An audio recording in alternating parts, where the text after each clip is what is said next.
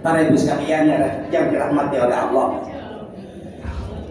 semoga kita selalu diberikan nikmat sehat, nikmat sempat, dan selalu bisa memanfaatkan kedua kenikmatan tersebut untuk selalu menjalankan kebaikan-kebaikan di sisa umur kita.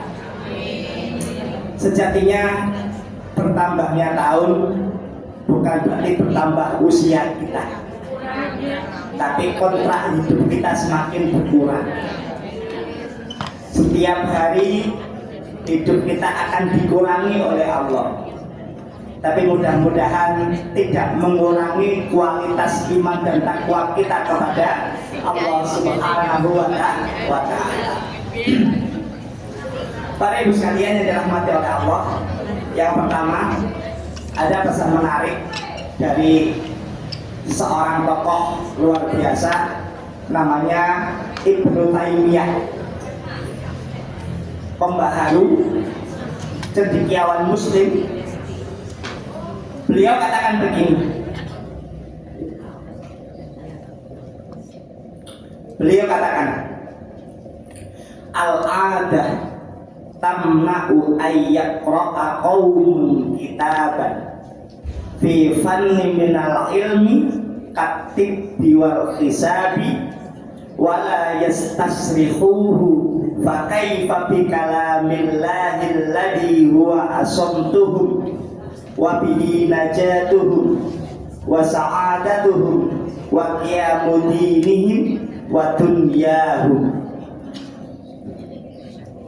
Bu, sehingga rai manusia kalau belajar itu loh, bukan ada kebiasaan. Orang yang terbelenggu dengan adat kebiasaan pasti cara berpikirnya kolot. Ia akan selalu menggunakan kata pokoknya. Ketika panjenengan ketemu dengan orang yang selalu argumentasinya itu menggunakan kata pokoknya, mending mandek daripada tukaran. Ya, bukan sing sehat ngalah sing waras, Bu. Sing sehat, ya. Saya ulangi lagi. Seseorang itu tidak akan terbuka pikirannya, tidak akan terbuka cara berpikirnya kalau dia terbelenggu oleh kebiasaan yang membelenggu dirinya. Maka kebiasaan seperti ini bagi orang-orang yang terbelenggu oleh adat tidak menarik. Betul, Bu, ya? Kegiatan ngaji, mendengarkan kajian, mentelaah beberapa ayat tidak menarik. Apa menarik, Bu? Ngerasain tonggoni. Sama Bu ya, asik, gak ada waktu.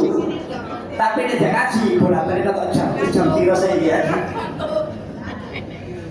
Kenapa? Itu tandanya dia telah terbelenggu oleh adat kebodohan atau orang-orang jahiliyah. Orang-orang jahiliyah itu tidak pernah mau menerima sesuatu yang baru. Itu orang jahiliyah. Jahiliyah bukan berarti bodoh, tapi jahiliyah adalah dia menjadi orang yang primitif, orang yang tertinggal secara peradaban. Sehingga apa? Ia akan selalu argumentasi yang muncul adalah gendong ini. Betul, Bu, ya? Dia lupa bahwa zaman itu berkembang. Dia lupa bahwa masa itu berubah. Contohnya, sahabat Ali bin Abi Thalib itu pernah menyampaikan dalam konteks mendidik anak, alimu auladakum di zamanin ghaira zamanikum. Ibu-ibu yang sekarang mungkin di usia 70-an, dulu saat sekolah itu pakai papan sabak namanya. Sabak. Tahu sabak Bu ya? Iya. Iya. Tulis, hapus, tulis, hapus. Maka ingatannya kuat. Sekarang sabaknya diganti kotak begini. Berubah tidak zaman? Berubah. Kalau dia tidak mau mengikuti perubahan zaman, maka dia akan digilas oleh zaman itu. Di pondok pesantren dulu tidak kenal laptop, tidak kenal internet. Kenalnya apa? Buku. Kenalnya kitab. Kenalnya sabak tadi itu. Sekarang enggak. Pesantren-pesantren modern, ya, buku-bukunya sudah ada di dalam laptop. Di situ, Bu. Makanya dikatakan kalau seseorang itu terbelenggu oleh adat istiadat, maka dia tidak akan pernah mau belajar. Tidak mau maju, betul Bu. Maka kita yang hidup saat ini, pikiran kita harus terbuka. Tidak boleh kemudian biyen dong ini. Bolak-balik biyen. Ya. Maka dikatakan oleh Ibnu Taimiyah, al-adat, kebiasaan-kebiasaan itu akan mencegah seseorang untuk berubah. Dia tidak mau baca. Dia hanya mengandalkan ingatan-ingatannya. Dia hanya mengandalkan kebiasaan-kebiasaannya. Betul apa tidak? Betul. Ini bahaya. Inilah yang kemudian menjadikan umat Islam itu lambat untuk maju. Kenapa? Terbelenggu oleh adat. Iya, kalau adatnya itu baik. Kalau adatnya itu melanggar syariat, tambah gak karu-karuan. Contoh, saya zaman baru nikahan siraman nih. Terus fungsinya apa? Ayo Pak, sekarang kita ambil logikanya. Apa manfaatnya? Apa manfaatnya? Manfaatnya ada. Tukang rias laku. Betul Bu ya? Jangan repot lagi. Yang bayar itu nurut tukang rias. Kan kebalik. Lalu sembayar kok diatur. Mestinya yang bayar yang ngono ya nurut itu. Ayo.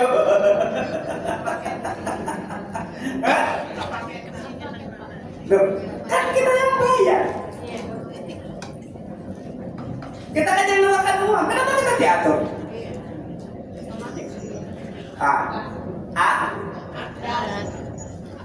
Itu contoh. Itu kan contoh. Simpel kan ya?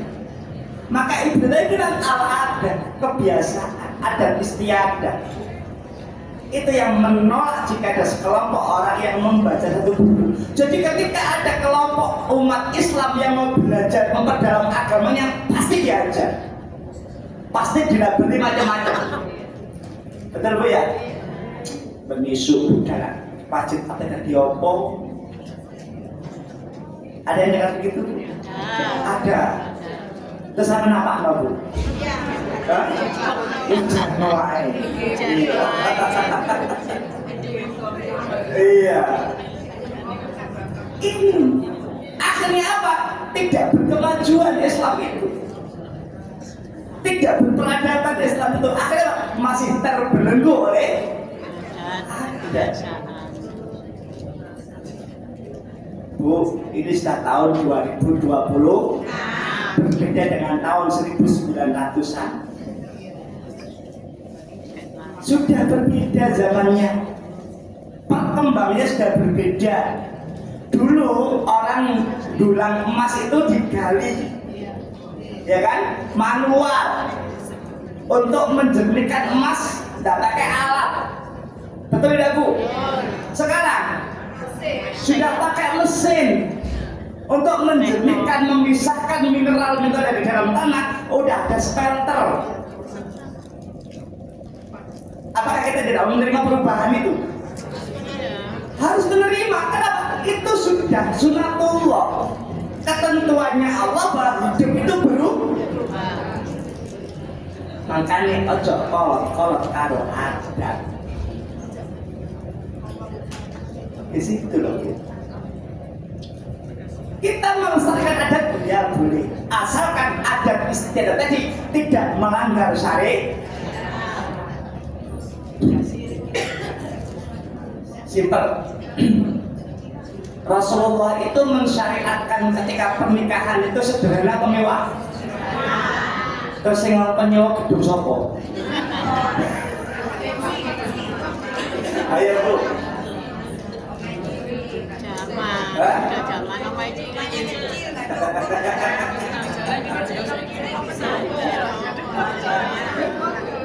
Terus mari menawa hajatan berhari-hari itu sing ngomong sopo? Ayo. Kembali lagi menjadi adat. Padahal perintah Rasulullah cuma satu. Apa itu? Aulim walau bisatin. Yang terpenting apa? Umumkan pernikahan itu walaupun engkau hanya menyembelih 1 ekor kambing Bu. Oh ayam. Habisnya kan kambing. Berarti menikah itu murah atau mahal Bu? Murah. Semahal apa? Gengsinya sekarang. Gengsinya. Lagi tunangan terus ngundang macam-macam. Tunangannya nomornya hotel. Mari ngono nikah 3 bulan. Ana Bu? Ya. Nah, itu nikah 20 kilo bulan. Banyak Bu ya? Banyak. Di situ letaknya. Maka kata Ibu Dewa, ayo banyak baca. Bu, ayo banyak baca. Itu perintah. Kenapa? Kalau kita mau baca, terutama yang kita baca adalah Al-Quran, kalamnya Allah. Apa kata Ibnu Taimiyah? Quran inilah yang akan menjadi penyebab tercegahnya seseorang dari kebinasaan. Kalau kita mau bahagia, kalau kita mau sukses, kalau kita mau hebat, baca Quran. Tidak sekedar membaca, pahami, hayati, amalkan. Kenapa? Kalamullah ini adalah penyebab tercegahnya seseorang dari kebinasaan. 2, penyebab orang sukses, penyebab orang bahagia, penyebab tegaknya urusan agama dan urusan dunia. Itu Al-Quran. Maka mari kita isi hari-hari kita dengan banyak mengkaji Al-Quran. Tidak cukup mengaji, tapi mengkaji. Supaya apa? Jiwa kita terbuka, bisa menerima perubahan. Berikutnya Rasulullah sampaikan, man amila bima alimah warrathahullahu ilma ma lam ya'lam. Kalau panjenengan ingin tambah pintar, ilmu yang sudah didapat, ilmu yang sudah dipelajari, silakan diamalkan. Maka Allah akan membuka, Allah akan memberikan, Allah akan menganugerahkan ilmu yang belum dimiliki. Sabun jelas. Tak ulangi lagi. Man amila bima alima. Barang siapa mengamalkan ilmu yang ia ketahui, warrathahullahu ilma ma lam ya'lam, maka Allah akan menganugerahinya ilmu yang belum ia miliki. Jadi kata kuncinya tidak sekedar membaca, tidak sekedar belajar, tapi diamalkan supaya apa? Kita dapat ilmu-ilmu yang lainnya. Jadi ngaji itu bukan untuk dipamerkan. Ngaji itu bukan hanya untuk dipakai status WhatsApp. Iya betul. Ya. Ben ketok sibuk. Iya. Nah, ketok sibuk aku mau soal itu. Wih, ibu dikira hari-hari ini ahli masjid. Di komentari. Iya aku kok kena ini. Aku kena sudah. Di situ. Maka kata Rasulullah, man amilah bima alima. Apa yang sudah kita pelajari, apa yang sudah kita miliki, apa yang sudah kita ketahui, ayo diamalkan. Kata siapa? Balighu anni walau ayat. Qulil haqqa walau kana murran. Katakan benar sesuatu yang benar walaupun itu pahit rasanya. Bisa Bu? Ayo bareng-bareng kita kembali kepada ajaran Islam yang benar. Kita kembali kepada ajaran Islam yang sesungguhnya, tanpa ditambah-tambah, tanpa dikurang-kurangi. Di mana sumbernya? Quran dan hadis. Insya Allah kita akan selamat. Yang menyelamatkan kita bukan kiai, bukan ulama, bukan wali, bukan. Yang menyelamatkan kita adalah amal ibadah kita yang sesuai dengan ketentuan-ketentuan dari Allah dan Rasul-Nya. Itu. Kenapa? Setiap orang akan mempertanggungjawabkan apa yang dia kerjakan. Ulama, para wali, para aulia hanya mengajarkan supaya kita hidup sesuai dengan syariatnya Allah. Dan para ulama, para kiai, para wali adalah beliau dan juga manusia. Ada manusia, beliau manusia. Kalau masih manusia, bisa jadi ada kekhilafan walaupun toh tidak disengaja. Itu karena manusia. Kenapa? Sifat dasar manusia itu apa? Nisyan, seneng ngerali. Nisyan, itu sifat dasarnya manusia. Jadi apa yang disampaikan oleh seorang guru, seorang kiai, seorang ulama belum jadi mutlak kebenarannya. Yang kebenarannya mutlak itu gimana? Quran. Itu mutlak kebenarannya. Maka kalau sesuatu itu disandarkan kepada Quran, insya Allah benarnya mutlak. Tapi kalau pendapat manusia belum tentu benar. Jadi ini penting bagi kita untuk apa? Mendalami ajaran agamanya. Bukan tidak percaya pada ulama, bukan tidak percaya pada guru ngaji, bukan. Tetapi ini masih manusia. Nah, di situ. Maka kembali kemana? Quran, hadis. Pendapat ulama kita pakai ketika di dalam Quran, ketika di dalam hadis tidak ditemukan penjelasan yang rinci atau penjelasannya belum termaktub di dalam Quran maupun hadis secara rinci. Contoh, apa yang belum? Zakat profesi tidak ada di dalam Quran, tidak ada di dalam hadis. Zakat properti tidak ada di dalam Quran, tidak ada di dalam hadis. Maka setelah kita merujuk kepada pendapat para ulama. Ada yang baru lagi, nikah online. Oh, saya beberapa kali ditanya, bingung saya jawabnya. Nggak ada. Ada apa ya? Ada. Karena terkendala oleh satu hal, akhirnya apa? Saat hari pernikahan tidak bisa hadir. Itu terjadi. Tapi ini masih dalam pembahasan dan dibahas oleh para ahli. Iya. Ada itu, Bu. Masih dibahas, masih dicari jalan keluarnya. Begitu. Nah, ini kan berkembang Bu ya? Berkembang. Makanya kita tidak boleh terpatri oleh adat. Kalau jenengan terpatri oleh adat, kudune nggak kayak gini. Betul Bu ya? Biar kudune piye Bu? Kerudungnya itu persegi panjang, disamping rontok. Kalau pakai bros, ya pakai. Iya Bu, saya bilang itu dulu. Kalau kemudian terpatri oleh adat, maka sekarang tidak begini kerudungnya. Bisa pakai kebaya, lengannya kelihatan barang.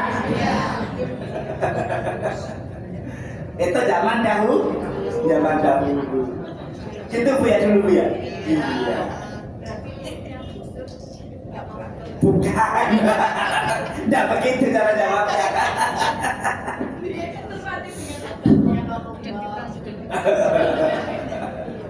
Nah, jadi begitu itulah adat. Akhirnya Pak membelenggu seseorang untuk menerima perubahan. Sudah banyak berubah. Ya, dulu papannya nggak pakai spidol, pakai apa Bu?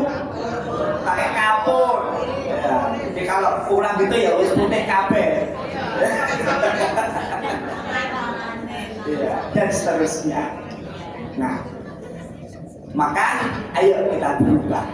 Saatnya kita berubah.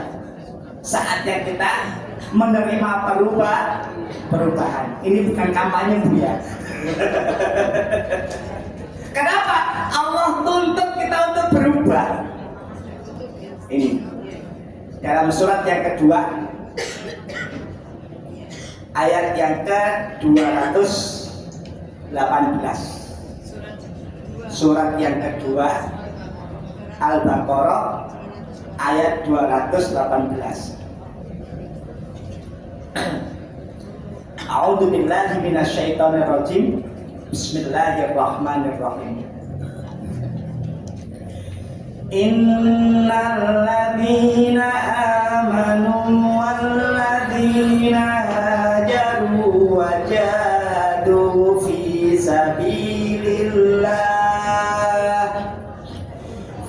sabilillahi ulaika yarjuna rahmatallah. Wallahu ghafurur rahim. Sesungguhnya orang-orang yang beriman ya berhijrah dan berjihad di jalan Allah, mereka itulah yang mengharapkan rahmat Allah. Allah Maha Pengampun lagi Maha Penyayang. Kalau Nabi itu tidak pindah dari kota Makkah ke kota Madinah, maka Islam tidak akan berkembang. Maka Nabi Muhammad memulai nol lagi. Nabi Muhammad memulai hijrah, meninggalkan segala sesuatu yang telah ia miliki untuk menggapai sesuatu yang belum ia miliki. Apa itu? Tersebarnya agama Islam di seluruh penjuru dunia.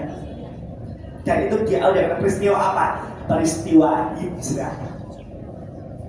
Kenapa? 10 tahun kalau tidak salah, Nabi berdakwah di kota Makkah itu tidak banyak mengalami perkembangan, tetapi banyak mengalami tantangan dan ujian serta cobaan dari orang-orang musyrik Makkah atau orang kafir Makkah.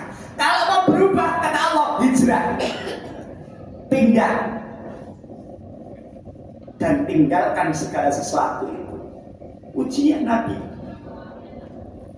Jadi saat mutlak seseorang untuk sukses, dia harus rela meninggalkan sesuatu yang sudah ia dapatkan sesuatu yang sudah ia miliki.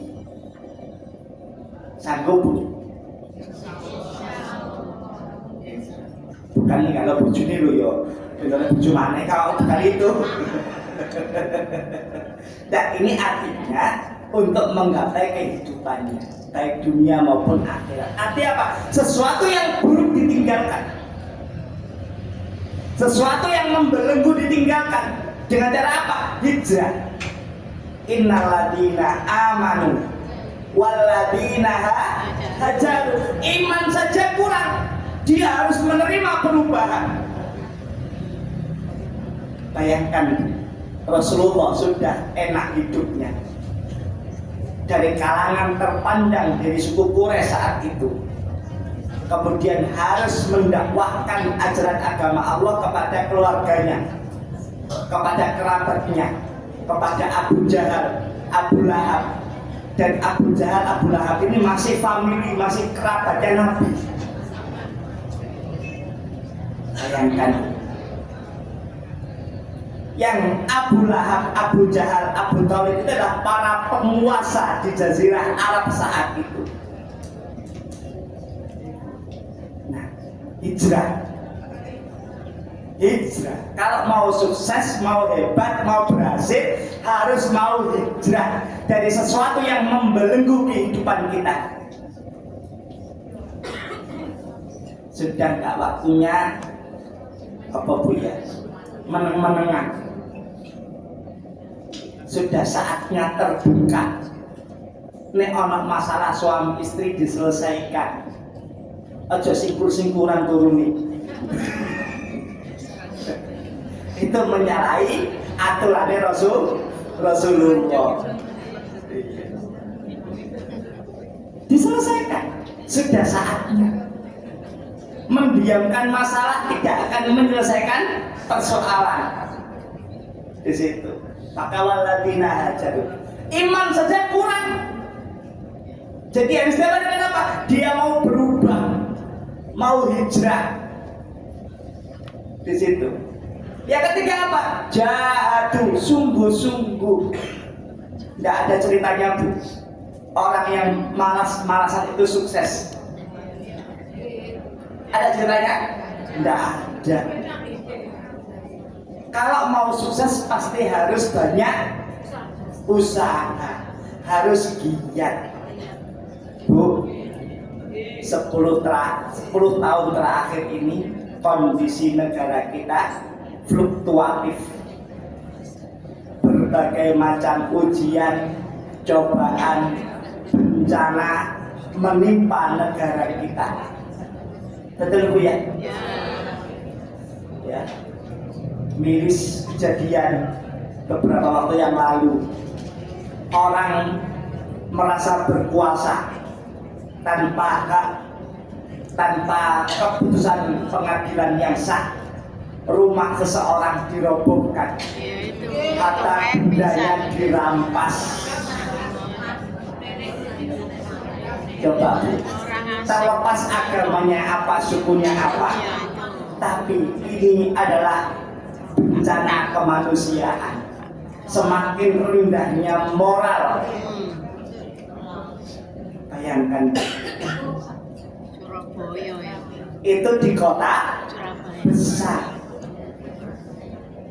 Yang notabene kota besar itu adalah sudah kota yang berperadaban, kota yang berkemajuan. Ternyata masih ada orang-orang primitif.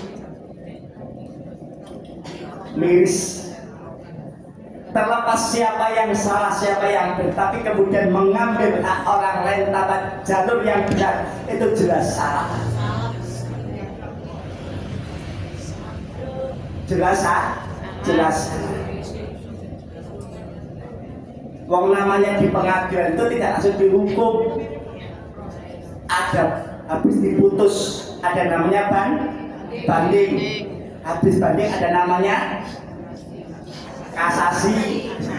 Habis kasasi ada lagi namanya PK. Loh iya. Supaya apa? Keadilan itu benar-benar terwujud. Loh enggak, itu kan teorinya begitu.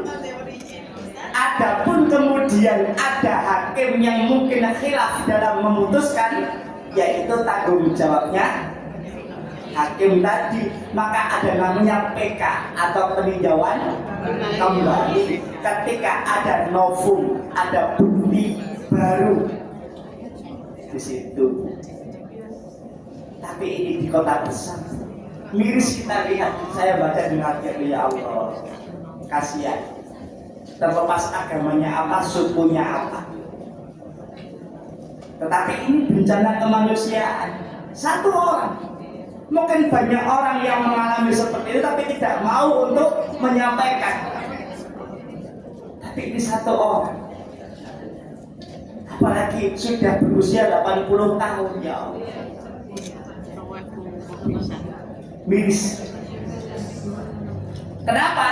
Sudah terbelenggu oleh apa? Keduniawian, keserakahan. Itulah orang-orang jahiliyah. Jadi jahiliyah itu bukan orang bodoh, tapi orang-orang yang terbelenggu oleh keduniawian. Itu jahiliyah. Jadi orang Jawa yang mau kedunia di rumah.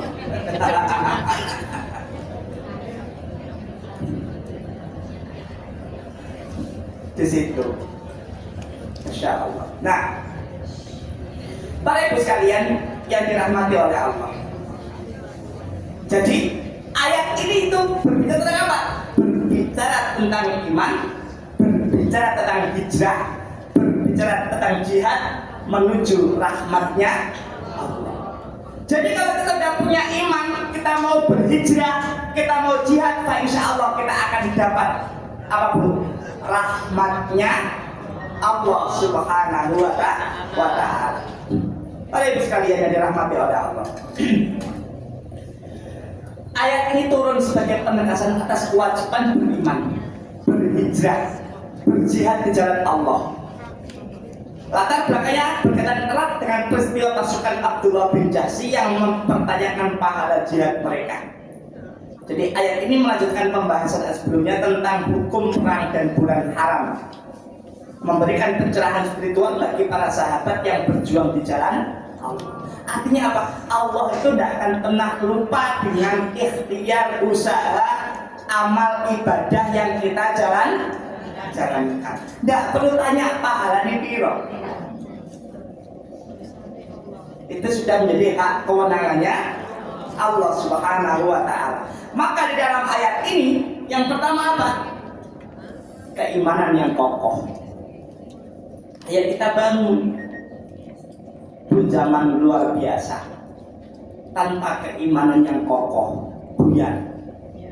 Apalagi sekarang itu sudah muncul yang namanya, kata Profesor Shihab, KB. Apa KB itu? Kecerdasan buatan. Artificial intelligence. Nah, beliau Profesor Shihab menyebutnya KB, kecerdasan buatan. Bukan keluarga berencana, kecerdasan buatan. Apa repotnya? Hari ini semua orang bisa membuat fitnah dengan AI. Ya, ketok uang ada di ayu, ketok wireng, ya, ketok kumus dari glowing. Itu kalau dipegang oleh orang yang beriman aman, bu. Kalau itu dipegang oleh orang yang tidak beriman, orang yang imannya tidak kokoh, akan timbul banyak fitnah. Apa yang muncul? Bu? Yang lagi rame adalah fotonya siapa? Pak Ridwan Kamil. Terima kasih. Aku ya robo. Aku ya robo. Nah, itu kalau intelijen artificial intelligence tidak dipegang oleh orang yang imannya kokoh, buyar. Maka gambar itu dipertanyakan keabsahannya. Apakah real atau buatan tadi? Kecenderungan buatan tadi. Makanya saat ini yang dibutuhkan apa?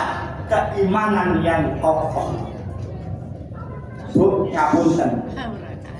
Yang namanya artificial intelligence itu sekarang macamnya banyak.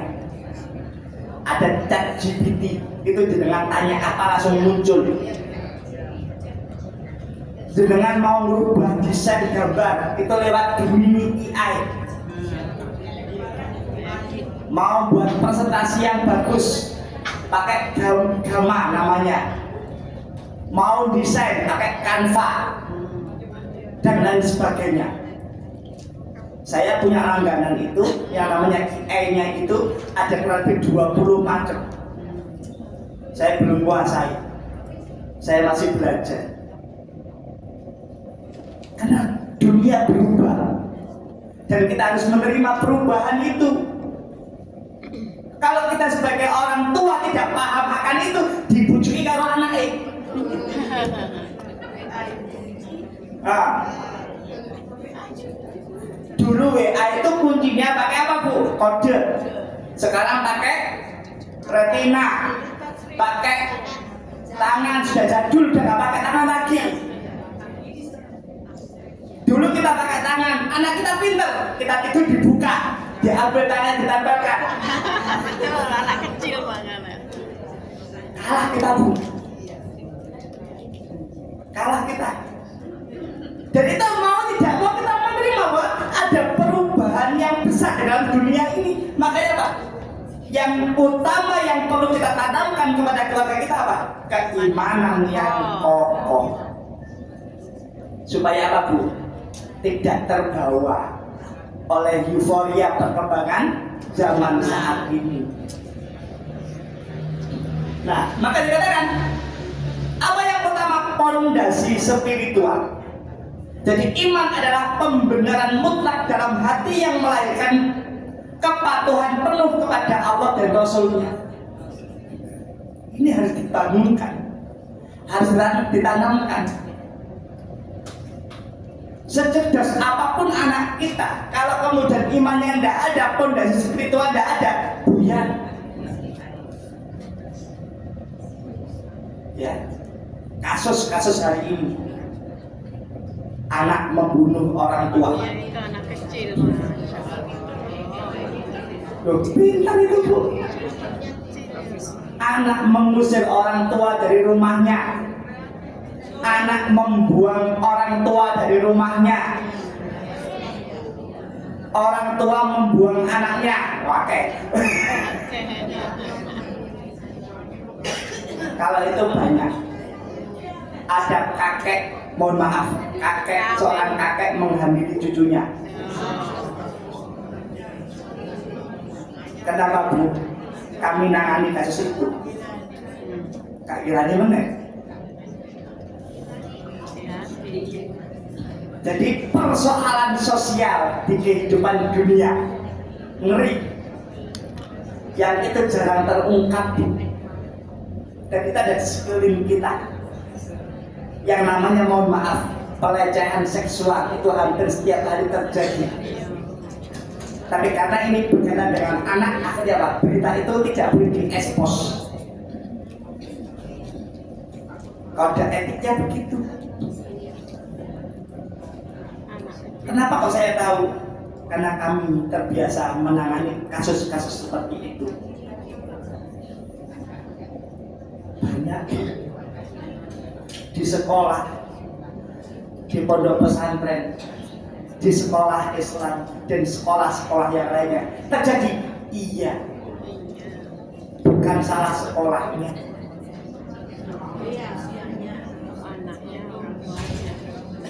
salah kabeh.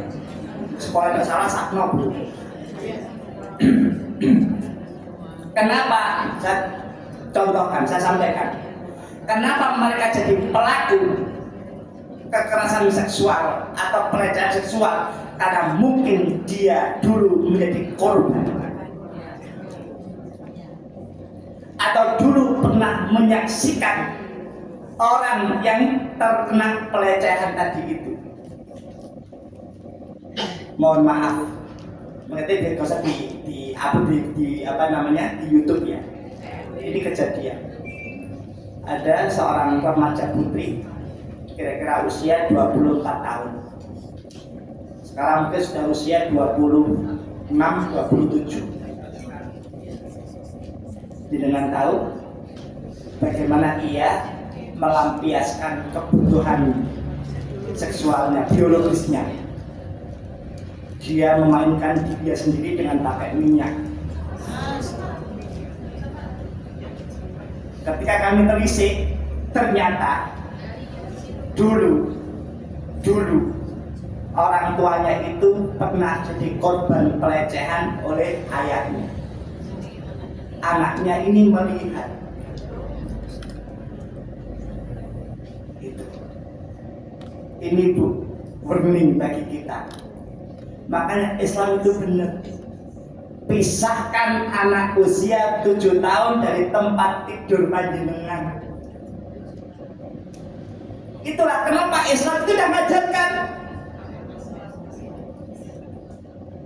Tapi repotnya Bu, anak itu lu kos-kosannya 3 kali 4. Dan inilah Bu, inilah zaman hari ini. Jadi kami itu miris melihat itu.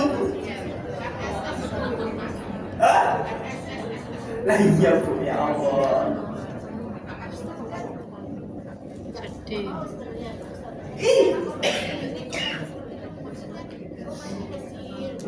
Nah itulah makanya.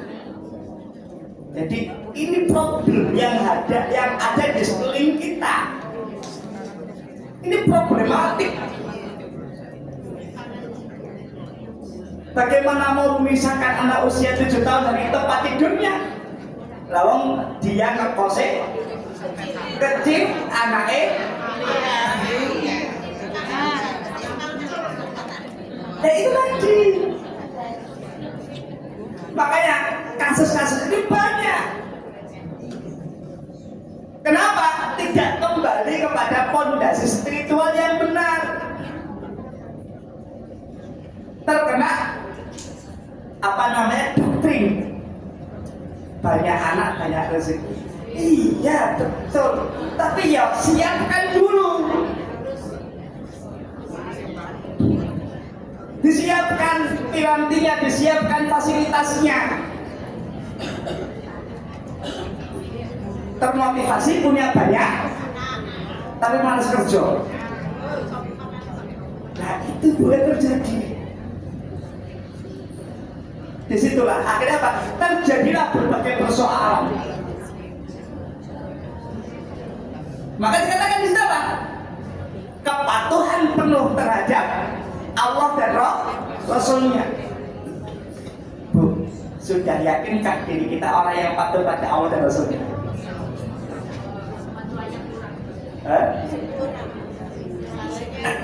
Saya sering marah-marah. Kalau masih sering marah-marah berarti belum patuh. Kau lah.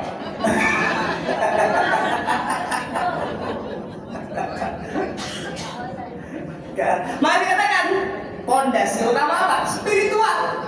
Apa itu? Kepatuhan penuh terhadap Allah dan Rasulnya. Di sini. Nah, yang kedua, keimanan yang kokoh itu sebagai apa? Kunci rahmat.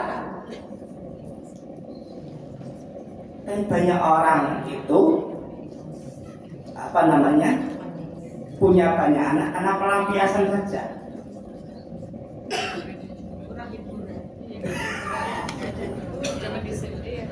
Itu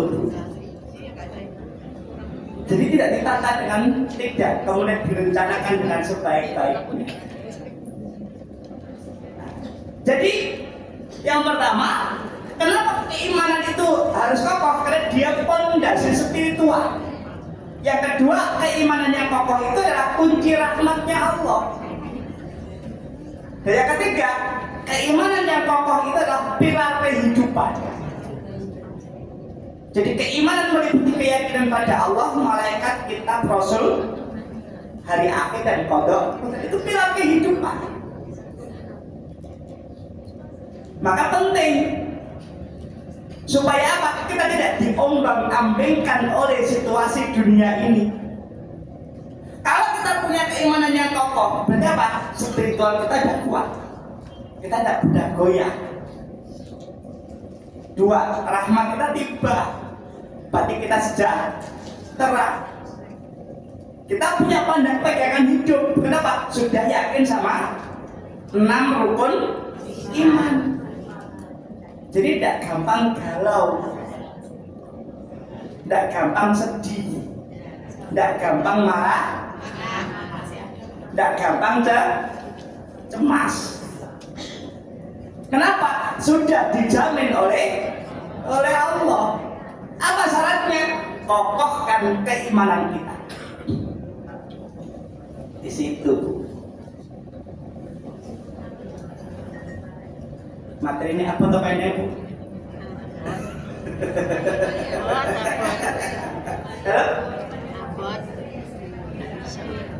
Kalau imannya kokoh, ya kita tenang hidupnya. Manfaatnya di situ. Tidak gampang goyah. Nah, semakin kuat iman seseorang, semakin ujiannya meningkat. Itu sudah sunatullah. Sudah Rasul.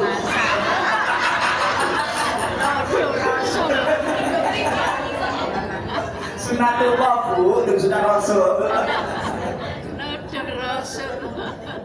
Jadi semakin kokoh keimanan kita, semakin besar pula ujian yang Allah ujikan kepada kita.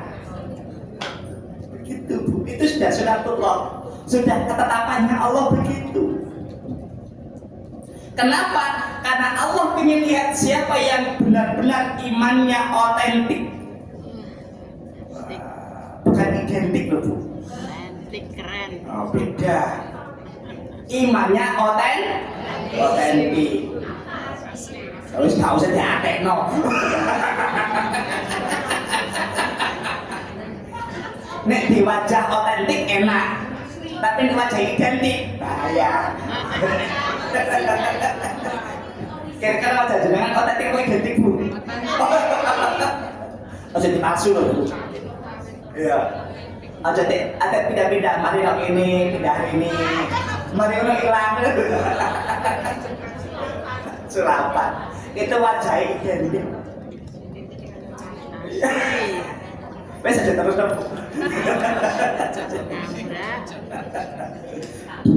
Jadi kalau imannya kokoh begitu.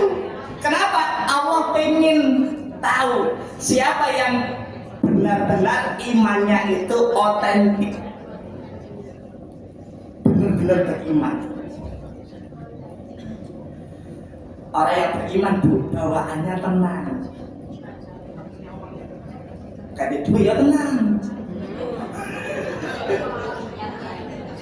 Udah bener Bu. Kenapa tak nangis barang? Cicak itu katanya kan duit sorangan nih. Bu, cicak, tahu cicak? Gak pernah pegang duit, bisa mangan? Bisa. Lah, coba di tengah pikir saya disuruh. Itu loh cicak, gak pernah pegang duit. Ayam gak pernah pegang duit. Kambing gak pernah pegang duit. Bisa mangan ya? Lah kenapa kok begitu? Karena Allah yang memberi rezeki. Itu materinya, bukan perkara duitnya. Maka jangan kejar duitnya. Kejar apa? Rahmatnya Allah. Nah, untuk mendapatkan rahmatnya Allah, iman kudu menurut jelas. 2026 harus kau lihat tahu. 2026 walaupun gerangan gak laku oleh galau. Kau suka galau misalnya. Iya.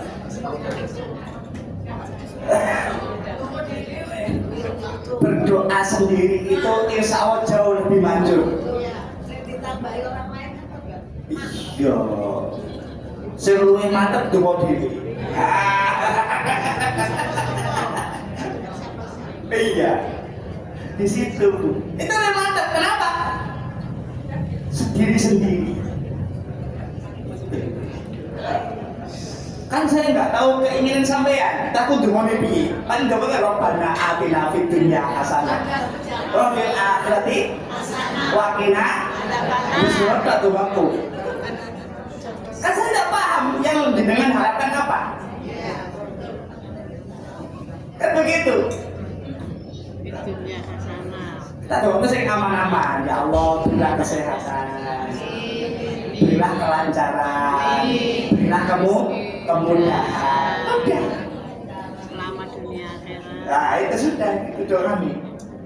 Gak bisa doa yang lain. Kayak gitu. Kenapa? Tidak tahu harapannya panjenengan apa.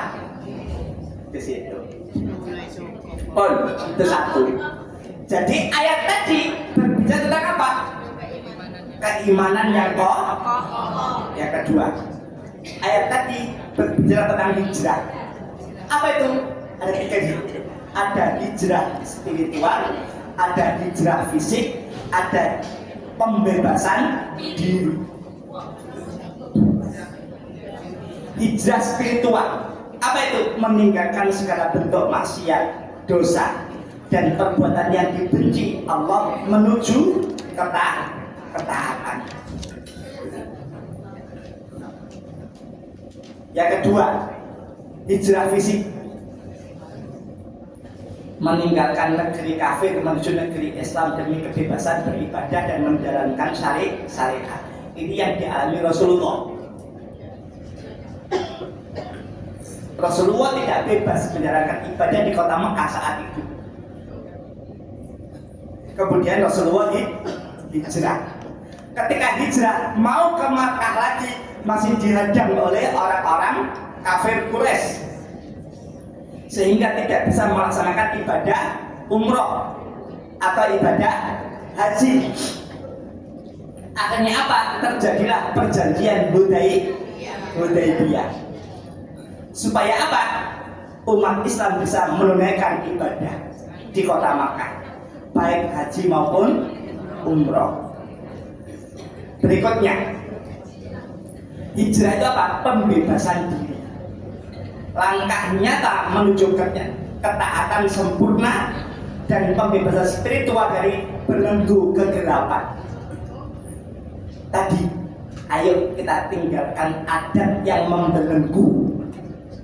Ini sudah tahun modern, bukan tahun 1900-an, bukan tahun 1000-an, bukan zamannya Ibu kita Kartini lagi. Ibu kita Kartini itu sudah mengajak umat untuk berubah. Yang saat itu ia menginspirasi perubahannya dari mana? Ketika ia belajar Quran kepada siapa? Gurunya. Siapa nama gurunya Ibu Kartini? Yai Soleh Darat. Iya. Belajar di situ, belajar agama. Yang kemudian kita kenal dengan apa? Emansipasi wanita. Kenapa? Pembebasan dari belenggu-belenggu yang membelenggu kemajuan zaman saat itu. Sudah dicanangkan oleh siapa? Raden Ajeng Kartini. Soalnya Darat betul ya? Iya. Itu gurunya, guru spiritualnya yang mengajarkan ilmu agama kepada beliau. Nah, namanya Yai Soleh Darat. Jadi negara kita itu sudah diajar begitu untuk bisa menerima syariat agamanya Allah ini, supaya apa? Tadi terbebas dari yang namanya kegelapan. Makanya Kartini Raden Jakarta kan ngomong apa satu tulisannya? Habis gelap terbitlah. Inspirasinya begitu, agar terbebas, agar orang perempuan itu tidak lagi terbelenggu oleh adat istiadat. Kalau orang perempuan terbelenggu adat istiadat, di mana tempat bekerjanya? Muter, dapur, sumur, kasur. Betul Pak ya? Iya.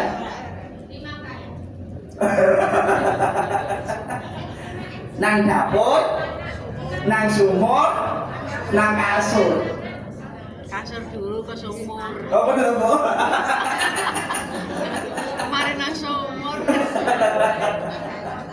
Itu kalau tidak kemudian ada perubahan mindset, perubahan peradaban, perubahan zaman, tidak ada orang perempuan bekerja di kantoran, tidak ada. Pasti ya akan dibelenggu seperti itu. Padahal Islam itu tidak mewajibkan orang perempuan bisa masak.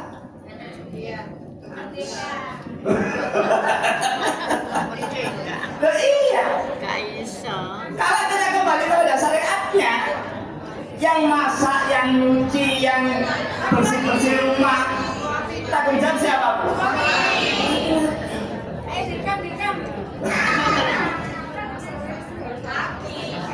Di situ. Makan itu doang.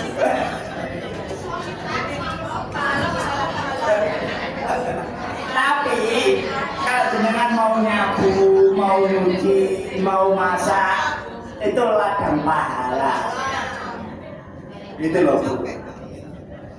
Aneh gak gelam, ya kamu kok gak dosa. Tapi ngomong yang baik kepada suami. Wes Mas, wes akan duwe tuku dhewe.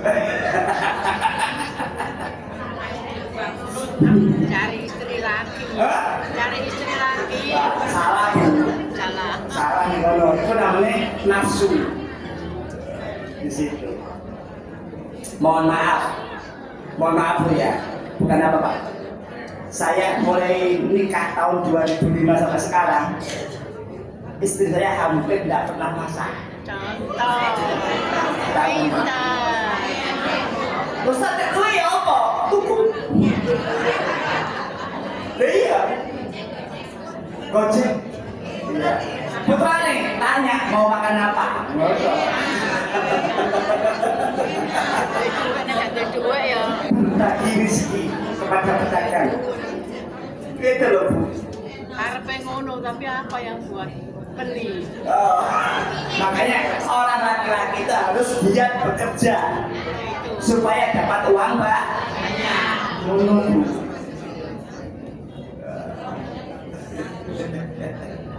Begitu, makanya harus giat. Ya loh Bu. Ya. Ah. Ah. Salah. Ya. Ya. Yang seperti itu tidak usah lagi diviralkan. Ya, tidak perlu.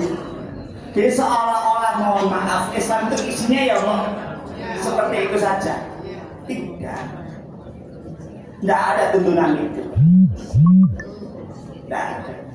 Quran bilang faktu harsakum annasitum. Wes tadi emang ada lebih. Kata Allah faktu harsakum annasitum. Mata lagi ya.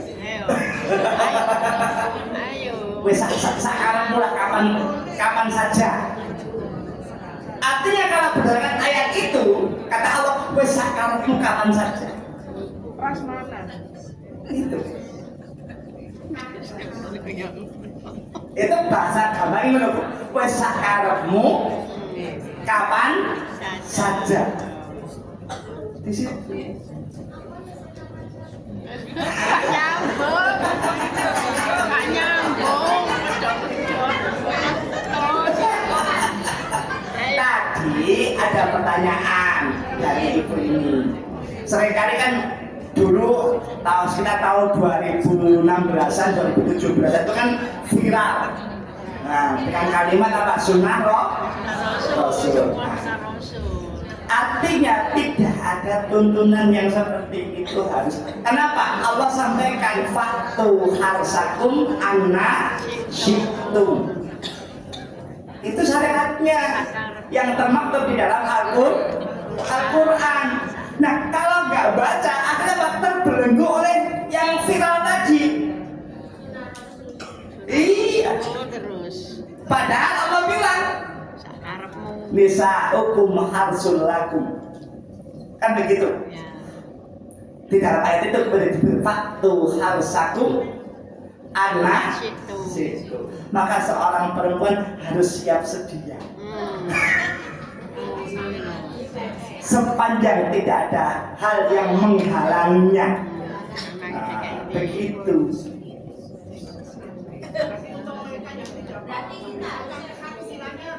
Harus sehat. Iya. Makanya tadi butuh banyak baca supaya tidak terbelenggu oleh sesuatu yang itu kalimatnya begitu.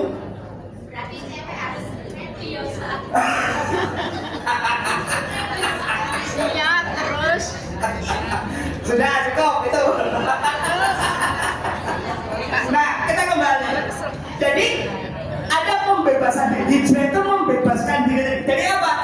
Dari belenggu kegelapan. Tadi saya contohkan di Indonesia, siapa tokohnya? Raden Ajeng Kartini. Itu yang sering kali kita sebut atau disebutkan dengan apa? Tadi tulisannya habis karena saat itu perempuan terbelenggu. Betul Bu ya? Maka butuh hijrah. Maka hijrah terjadilah saat ini. Ya kan?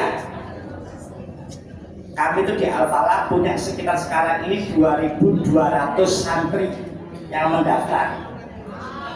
2.200. Laki-laki 460. Sisanya barang Penak wis gurune.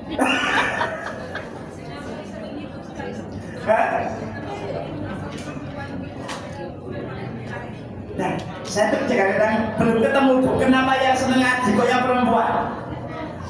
Yang seneng belajar itu perempuan. Semuanya hadir. Suatu ketika saya tanya, Bu, jenengan kok seharian penuh ngaji? Ya Ustaz, no mahal lapo-lapo.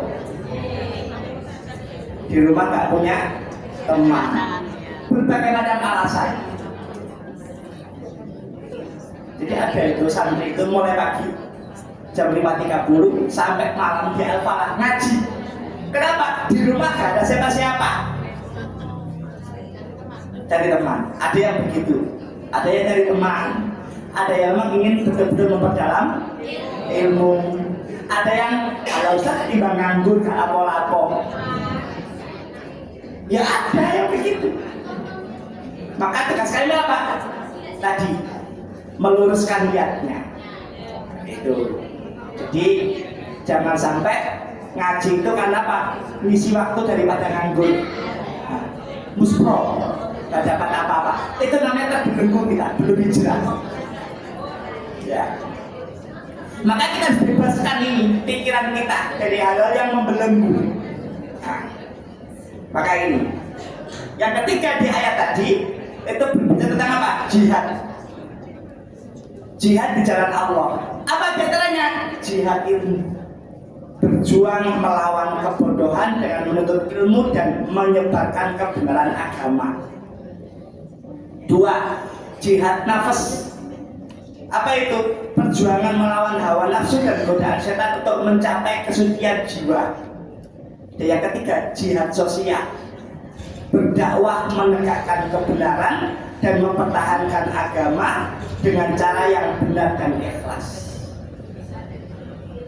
Ini jihadnya begitu. Kita ngomong jihad tapi gak ada ilmu nih, kalah. Makanya nggak kita pertama kali jihad apa? Jihad dengan apa? Ilmunya. jenengan ngajak keluarga ayo ngaji, itu jihad. Tapi ketika panjenengan belum bisa ngaji, bumerang sampai gak so ngaji, ngajak aku ngaji, repot. Iya. Akhirnya tukaran. Maka ilmu harus dimiliki dulu. Ilmunya harus dikuatkan. Modal ilmunya harus ada. Nah kalau kita gak punya ilmu, apa yang mau kita jadikan senjatanya? Tidak ada. Akhirnya apa? Ya nafsu tok. Marah-marah terus. Nah di situ. Nah jihad yang benar adalah disertai niat ikhlas mata-mata mengharap ridho Allah, bukan motivasi duniawi atau kepentingan pribadi. Nah, jadi itu. Kenapa? Kata kuncinya kita berharap pada rahmatnya Allah. Kita pengen dapat rahmat Allah. Nah rahmat Allah itu akan tiba kepada siapa? Ini orang yang berilmu, orang yang mampu mengendalikan jiwanya, orang yang mau berbagi di situ.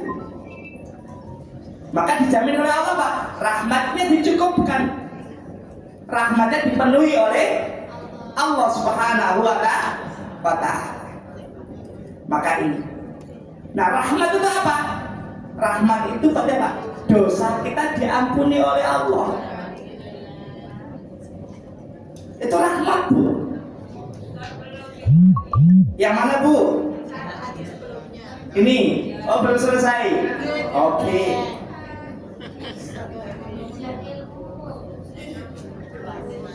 Mbak Tim lain.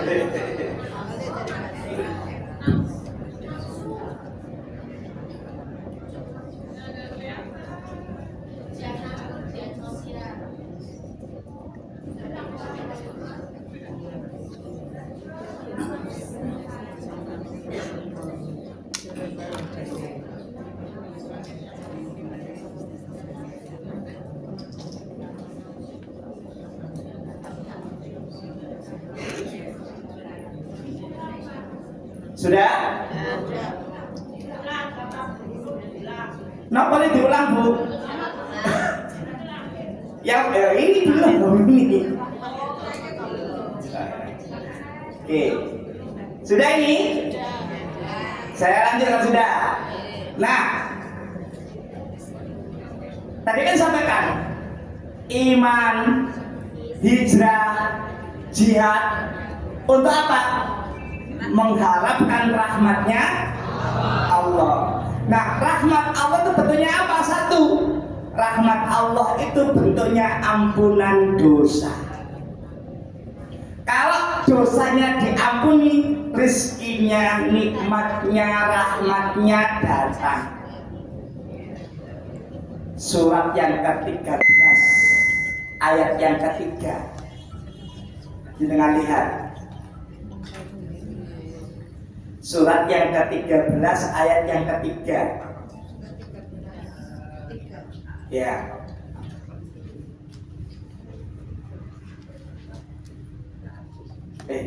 Sorry sini dulu. 11. Lihat dulu. Surat 11 ayat yang ketiga. Sorry dulu. Ya. Surat 11 ayat yang ketiga. Allah berfirman, wa anistaghfiru rabbakum thumma tubu ilaihi yumattikum mata'an hasanan ila ajalin musamma.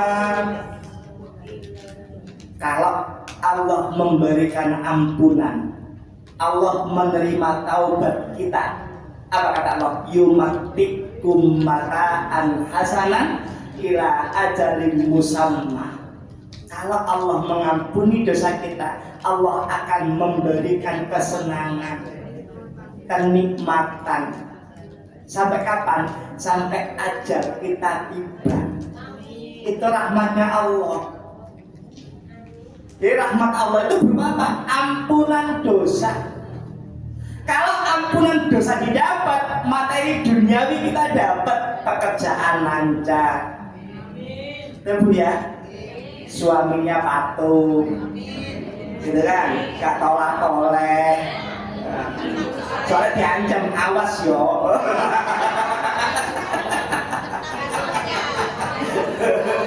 Akhirnya gak wali dong. Doleh. Tambah doleh bu. Jenengan larang tambah doleh. Bilang aja terus no. Mari mandek dengan wali. Oh tukar lagi. Jadi Allah itu mengampuni segala kesalahan. Ya. Asal mereka mau bertaubat. Tadi jawabannya yumatikum mata'an hasanan ila ajalin musamma. Kalau sudah kita dapat ampunan dari Allah, hidup kita bahagia. Berarti kalau hari ini harta cukup, tabungan saya akeh, kok gak tenang, gak seturu. Jangan-jangan dosanya akeh. Jangan-jangan dosanya akeh dan belum dapat ampunan dari Allah, sehingga apa? Tidak bisa menikmati materi tadi. Itu loh bu. Kenapa? Janjinya Allah. Ketika kemudian mereka diampuni dosanya oleh Allah, yumatikum mata'an hasanan ila ajalin musamma, memberi kenikmatan yang baik kepadamu sampai waktu yang ditentukan. Nyaman, tentram, aman, tenang.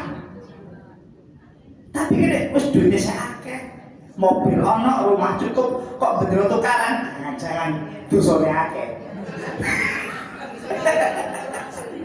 Nah, berarti tidak mendatangkan tidak mendatangkan kenikmatan. Maka apa? Banyak beristighfar kepada Allah, taubat. Supaya apa? Harta benda yang Allah limpahkan kepada kita mendatangkan tubuh. Akeh gak pusing dunia, akeh ngomong gak tenang. Tidak termasuk gak? Berarti duitnya akeh beras ini. Duitnya akeh apa cukup? Oh cukup. Alhamdulillah. Cukup beli apa bu? Oh beli apa?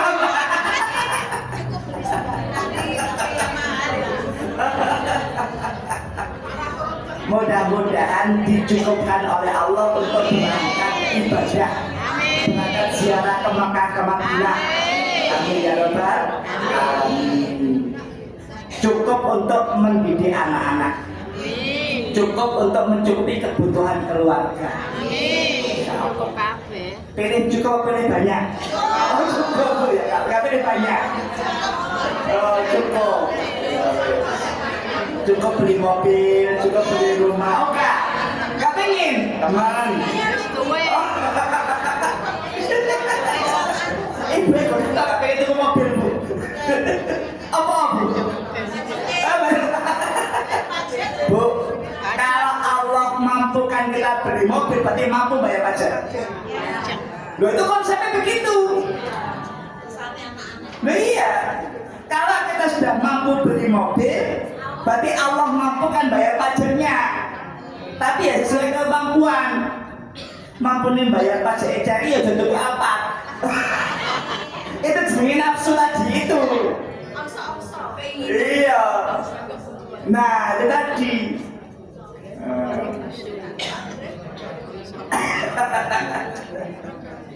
Ampunan dosa. Maka apa? Yumatikum mata'an hasanan ila ajalin musamma. Apakah cukup itu? Tidak. Apa kata Allah? Ditambahkan di ayatnya. Wa yu'tikul ladzi fadlin fadlah. Apa itu artinya? Allah berikan keutamaannya.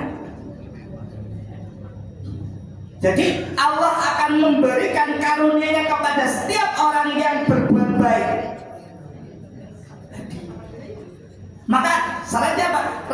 rahmatnya Allah itu akan tiba, atau bentuk rahmatnya Allah itu satu apa? Allah memberikan ampunan kepada kita. Kalau sudah diampuni oleh Allah, pintu rezekinya terbuka. Bu, kalau panjenengan punya usaha, kok usahanya hari ini masih fluktuatif, saya ada seret bocor, fluktuatif lah. Rada halus ini. Iya. Aja sebentar negatif. Iya. Fluktuatif. Ya. Belum stabil. Maka satu, perbanyak baca istighfar. Karyawan panjenengan, kalau punya toko berarti penjaga toko panjenengan. Ya, ajak pagi hari istighfar dulu. Ayo sebelum buka kita sama-sama istighfar kepada Allah. Mohon pada Allah agar kesalahan-kesalahan kita diampuni oleh Allah. Dan mudah-mudahan dengan istighfar ini Allah buka pintu rezeki kita hari ini.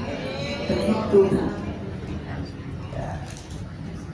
Kalau jenengan punya kos-kosan, punya kontrak kok belum laku, ya kita di istighfar saya ngakeh. Ya Allah, kalau belum lakunya kontrakanku, belum lakunya kos-kosan karena mungkin saya punya kesalahan kepada yang kontrak zaman dahulu, ampuni ya Allah. Istighfar saya ngakeh.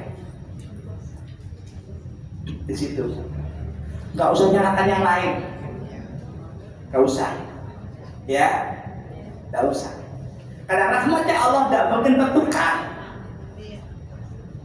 Mungkin karena kita banyak kesalahan sehingga apa? Rahmat itu Allah tahan. Kamu masih dalam kegelapan, masih terbelenggu oleh kegelapan, kamu belum berubah, kamu belum hijrah, maka tak tahan dulu rezekimu sampai engkau mau berubah. Begitu.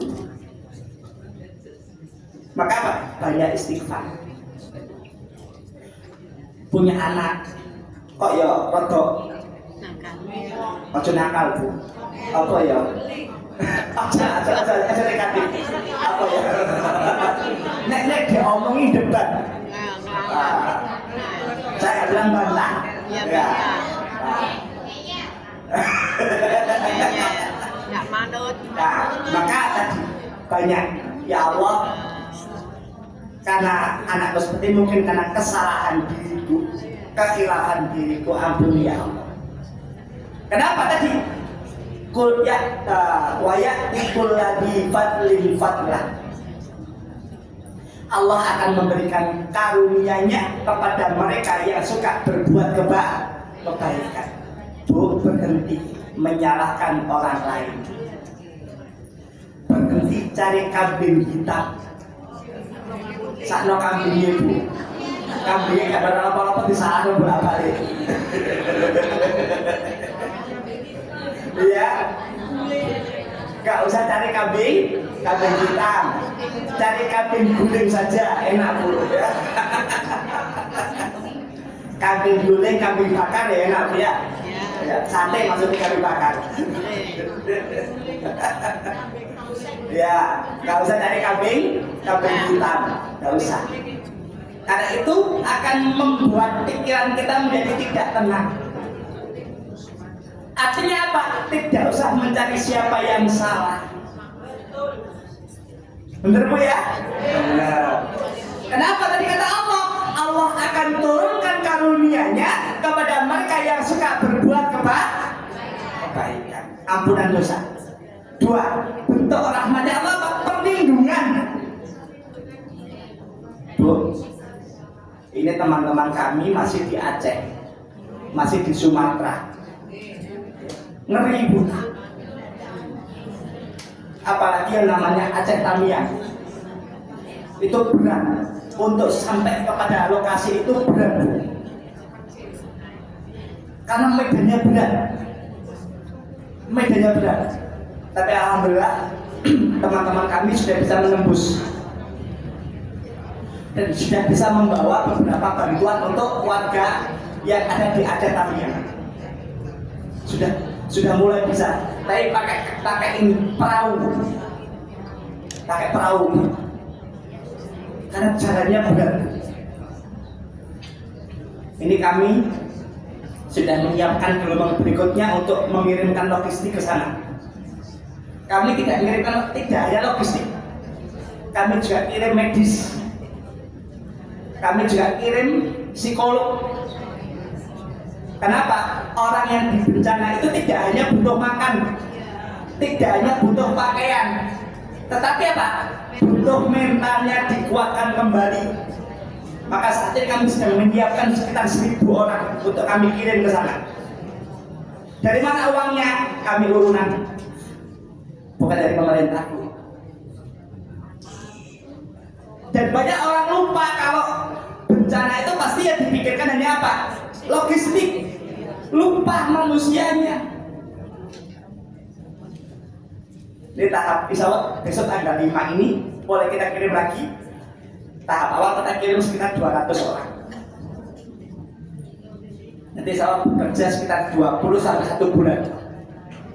Kita bagi Sumatera Utara, di beberapa daerah di pulau itu, termasuk di Aceh, nanti kita bagi di situ. Maka kita butuh sekitar 1.000 lebih. Ini sudah kita siapkan. Itu kenapa? Untuk penanganan jiwa tadi itu namanya psikososial. Maka yang kita rekrut bukan orang yang sudah di usia 30 tahun ke atas. Khawatir, malah nanti ditolong ngono. Yang kita kirim anak-anak mahasiswa yang masih muda, fisik. Maka kita asesmen yang fisiknya kuat, tidak punya penyakit bawaan, yang kita kirim ke sana. Di situ kita asesmen dulu, nggak sembarang orang. Kok arep nolong wong malah ditolong sama Bu. Iya, ngerepot nolong meneh malahan. Di situ. Oh iya. Di situ ada tesnya, ada itu. Ini contoh. Kenapa? Perlindungan, kita butuh perlindungan, dan perlindungan tidak hanya fisik, tapi jiwa tadi. Makanya kemudian apa? Ini terjadi di atas. Logistik luar biasa Bu, terkirim. Tapi untuk yang menangani manusianya belum banyak. Maka tim kami sudah kita bagi. Medis itu berangkat hari kedua, hari ketiga sudah berangkat. Dokter, perawat, seobatnya kita bawa di situ. Gelombang berikutnya itu pekerja lapangan yang membersihkan lokasi, buat hunian sementara dan seterusnya. Ini yang ketiga, pekerja sosial atau yang dia punya bidang untuk menangani psikisnya. Tapi dokter gantian nanti, terus kita bergantian. 20 hari, 1 bulan kita ganti lagi. Begitu. Kenapa tadi? Kita pengen usia kami bermanfaat di situ. Jadi perlindungan, butuh perlindungan. Tidak hanya fisiknya, tapi juga psikisnya. Sama dengan diri kita. Dengan punya suami, ya kan? Betul melindungi secara fisik, tapi psikis juga harus dilindungi. Nah, suaminya ngamukan ya bahaya psikisnya. Di situ. Tapi Bu, mohon maaf, kalau jenengan lihat tayangan YouTube itu, yang seringkali jadi ODGJ orang laki-laki Bu. ODGJ. Nah, mesti rata-rata sebabnya apa Bu? Putus cinta. Cinta yang tidak tersampaikan. Iya. Rata-rata orang laki-laki Bu. Di situ. Ya. Jadi ini apa? Secara psikis belum terlindungi. Yang ketiga, bentuk rahmat Allah, kasih sayang. Kasih sayang. Jadi rahmat Allah itu meliputi kehidupan dunia akhirat dengan keberkahan yang tak terhingga tadi. Yumatikum mata'an hasanan ila ajalin bersama. Allah itu akan beri rezeki di ghairi hisab. Allah itu kalau beri rezeki itu di ghairi hisab, tidak dihitung, tidak perhitungan. Beda dengan manusia. Gitu bisa.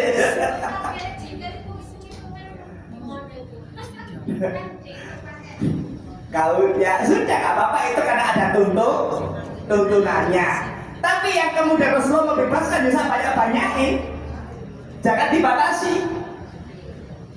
Misalnya habis sholat astagfirullah 33 kali, subhanallah 33 kali, apalagi alhamdulillah, Allahu Akbar. Nah itu karena ada dan Rasulullah menyampaikan. Tapi kalau Rasulullah hanya menyampaikan bacalah ini, ya sakuati kita, gak usah dibatasi. Iya, sekuatnya kita, semampunya kita. Nah, yang ketiga, rahmat Allah itu apa? Motivasi jiwa. Kita motivasi jiwa kita bahwa ada sesuatu yang luar biasa yang akan kita raih kalau kita mau melaksanakan tadi iman, hijrah, jihad. Tapi kata Allah begini, kalau sudah punya nikmat yang luar biasa, kalau sudah diberikan kenikmatan oleh Allah yang luar biasa, maka apa? Ingat, ada pelajaran dari kota yang aman dan makmur. Ini ayatnya. Ya, surat yang pertama itu surat 16. Ayat yang ke-112 insyaallah. Wa daraballahu mathalan qaryatan kanat aminatan mutma'innatan ya'tiha rizquha ragadan min kulli makan ya'tiha rizquha ragadan min kulli makanin fakafarat bi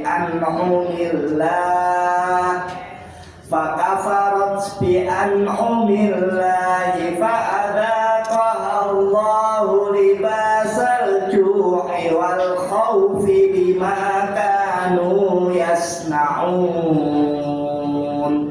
Surat 16 ayat 112. Allah ingatkan, wahai manusia, ingatlah dulu ada kaum, negara, daerah yang aman, tentram, rezekinya melimpah ruah. Karena kafir, karena kufur, karena ingkar terhadap nikmatnya Allah yang tiba kepadanya apa? Libasal ju'i wal khawfi.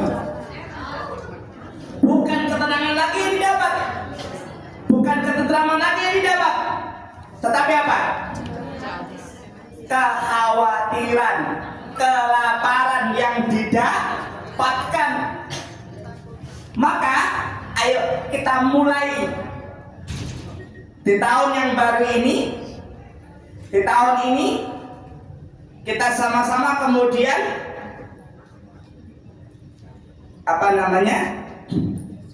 memulai dan mengingat bahwa mengintrospeksi diri kita. Jangan sampai kemudian ketenangan, ketentraman, keamanan yang sudah kita jalani, kita nikmati hari ini itu berubah jadi bencana.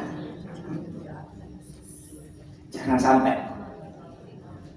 Ini kan terjadi, pernah terjadi. Diberikan kepada Allah, Allah memberikan kepada manusia daerah, tempat yang aman, yang tentram, rezekinya luar biasa, tapi berubah. Kenapa? Fakafarat bi an'umillah. Karena serakah. Maka disampaikan begini. Ini konteksnya. Jadi kota Mekah itu dikatakan adalah keamanan sempurna, kemakmuran yang melimpah. Tetapi kemudian kufur nikmat akhirnya di situ. Nah. Jadi seperti itu. Itu pertama kali diumumkan. Jadi Makkah sebagai kota suci yang dilindungi, bebas dari serangan musuh dan kekacauan peperangan. Bahkan di masa jahiliyah kota ini dihormati sebagai tanah haram. Yang kedua, sebagai pusat perdagangan, rezeki mengalir dari berbagai arah. Kafilah-kafilah datang membawa barang dagangan, membuat penduduknya hidup berkecukupan. Tetapi di tengah semua nikmat itu, mereka menolak hidayah Allah dengan mengingkari risalah Nabi Muhammad SAW. Nikmat terbesar yang diberikan kepada mereka. Pelajarannya apa? Ayo, kalau hari ini keluarga kita sudah tentram, maka kita bangun semakin tentram lagi, semakin nyaman lagi. Ya, jangan sampai tukaran terus menerus. Supaya apa? Rezeki keluarga panjenengan didatangkan oleh Allah dari pintu yang tidak disangka-sangka. Mungkin yang hari ini lagi fluktuatif rezekinya, semoga Allah stabilkan. Syaratnya jenengan harus tentram, jenengan harus merasa aman. Tentram, aman, kata kuncinya. Tidak usah kemudian apa ya? Kata orang Jawa itu kemerungsung. Kau wape pengen dikuasai, kau wape pengen dimiliki. Bahasa lainnya apa? Rakus, malah tidak menarik. Apapun yang dinikmati hari ini, jadikan kita adalah wasilah ketentraman. Ya, suami atau istri yang hari ini ada di sekeliling kita, di samping kita, kita adalah yang terbaik yang Allah kirimkan kepada kita. Nggak usah tolak-tolak. Ya, dirawat, diramut sing apik. Ya.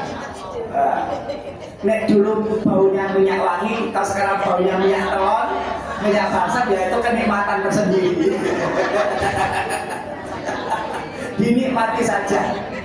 Oke, kenapa? Disitulah akan mendatangkan tadi yakti haris kuhara wa mingkul dimakan. Ya, di situ. Ya, yang masih muda, yang baru membangun keluarga, ayo dibangun dengan sebaik-baiknya supaya keluarga panjenengan langgeng, keluarga panjenengan sakinah mawaddah warahmah. Yang belum dapat, mudah-mudahan Allah segera kirimkan ya jodoh kepadanya dengan jodoh yang terbaik, ya. Yang sudah menantikan punya menantu, mudah-mudahan Allah ijabahi. Yang menantikan punya cucu, mudah-mudahan Allah segera ijabahi. Ya. Yang berharap bisa kembali ke Mekah Madinah, semoga Allah ijabahi. Amin ya rabbal alamin. Syaratnya tentramkan hati kita, nyamankan kehidupan kita. Tentram dan nyaman, itu syaratnya. Maka segala yang kita harapkan insya Allah Allah akan berikan di situ. Tadi katanya apa? Aminatan, mutmainnah. Jadikan jiwa kita jiwa yang tenang. Jadikan keluarga kita keluarga yang nyaman. Jadikan rumah kita rumah yang tentram, rumah yang nyaman. Maka apa? Ya diharizquha raghadam min kulli makan. Maka Allah akan kabulkan segala harapan kita. Sulit tidak, semua dimudahkan oleh Allah. Maka mudah-mudahan hidup kita jadi hidup yang aman, hidup yang tentram, ya penuh kasih sayang, taat beribadah, mudah menjalankan ibadah kepada Allah Subhanahu wa Ta'ala. Para ibu sekalian yang dirahmati oleh Allah. Nah, turun mari. Turun mari. Saya tahu, dirikus-rikus kabeh. Apa hobi? Ya. Boleh doa.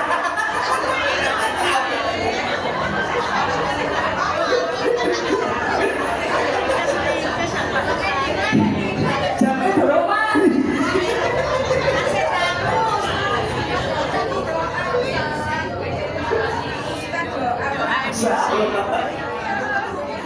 Ya, terakhir Bu. Jadi Insyaallah.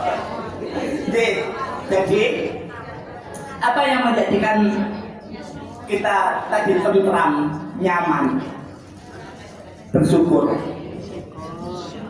Ya, kalau syukur, insya Allah kemakmuran ya akan datang kepada kita. Makanya saya katakan harta yang melimpah, fasilitas yang wah, bukan jaminan bahagia, tapi jaminan bahagia adalah rasa syukur. Kalau syukurnya bisa, maka fasilitas akan datang. Situ. Maka jangan kufur. Kenapa? Kufur itu membawa kehancuran. Berapa banyak mereka yang punya wajah cantik, punya wajah tampan, ternyata berkeluarganya seumur jagung.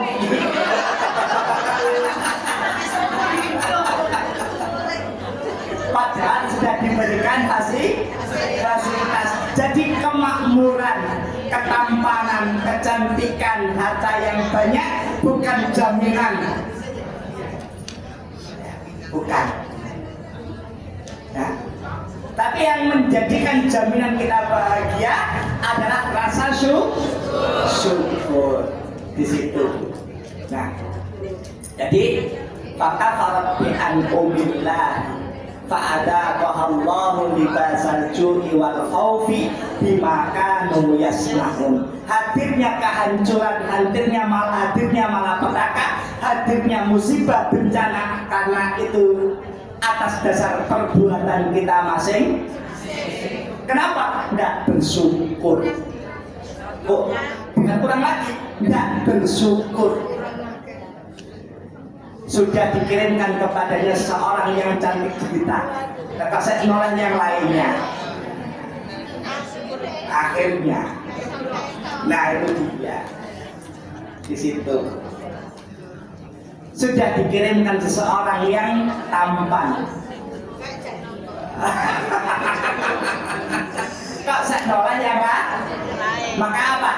Yang datang bukan kenikmatan, tapi yang datang adalah kehancuran. Para ibu sekalian yang dirahmati oleh Allah, demikianlah yang bisa kami sampaikan. Semoga kita semuanya mampu mendapatkan kenikmatan yang luar biasa dan mampu menguatkan syukur kita sehingga nikmat Allah tiba kepada kita semuanya. Terakhir, ini ada permohonan doa.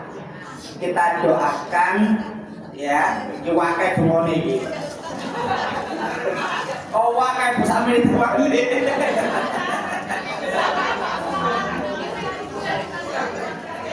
Dalam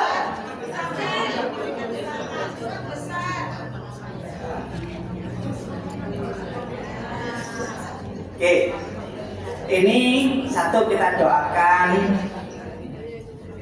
agar supaya beliau diberikan kesembuhan, ya, diberikan kesembuhan dan diberikan atas segala apa yang diharapkannya diijabahi oleh Allah Subhanahu wa Ta'ala.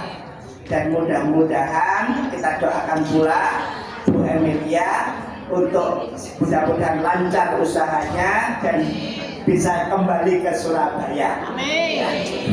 Kita doakan dulu saudara kita yang saat ini sedang sakit dan yang akan menjalani operasi siang nanti. Semoga Allah sembuhkan Ibu Suwarni Nurdiningsih. Allah sembuhkan Bapak Adli Susilo Raharjo. Semoga Allah sembuhkan Ibu Zumaroh. Dan semoga Allah juga sembuhkan Bapak Haryadi Subagio. Dan mudah-mudahan Allah mudahkan dan lancarkan operasi dari Naufal Wildan Kamil. Allahumma sholli ala Muhammad.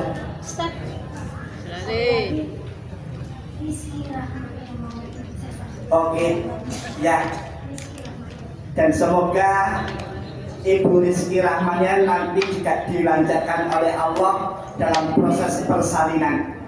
Allahumma sholli ala Muhammad wa ala alihi wa sahbihi walhamdulillahi rabbil alamin. Allahumma isfi Ibu Suwarmi, Allahumma isfi Bapak Adli Susilo, Allahumma isfi Ibu Zumarah, Allahumma isfi Bapak Haryati, Allahumma Rabban nas adhibil ba'sa isfi antas syafi la shifaa illa shifauka shifaan la yughadiru saqama.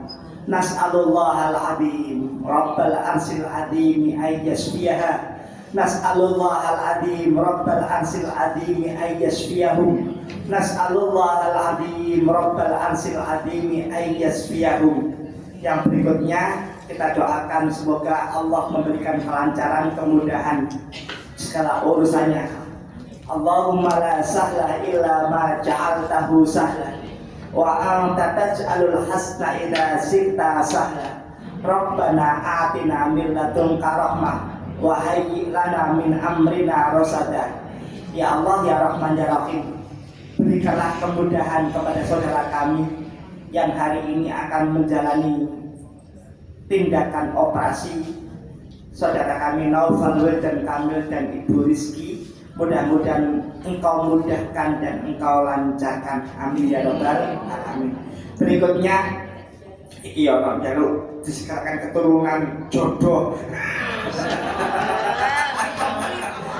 komplit ya wis doane dari siji, semoga segala apa yang diharap diijabahi oleh Allah. Ya, semoga Allah dekatkan jodohnya. Semoga Allah segera datangkan keturunan kepadanya, dan semoga Allah lancarkan rezekinya terkhusus untuk Bu Emilia.